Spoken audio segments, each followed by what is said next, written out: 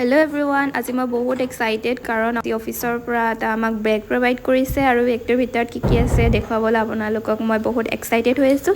So let's unboxing my bag. We are Gen Z's আৰু আমি পটককে সৰু কথাতে সুখী হৈ যাওঁ।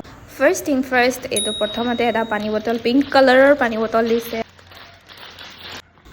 Number 2, এইটো এটা টেবলেটৰ বেগ। টেবলেটৰ বেগটোনো কিয় দিছে চাই থাকক পাছলৈ। Number 3, এখন নোটবুক য'ত মই ৰেকৰ্ডছ ৰাখিব লাগিব ফিল্ডত ঘূৰিলে।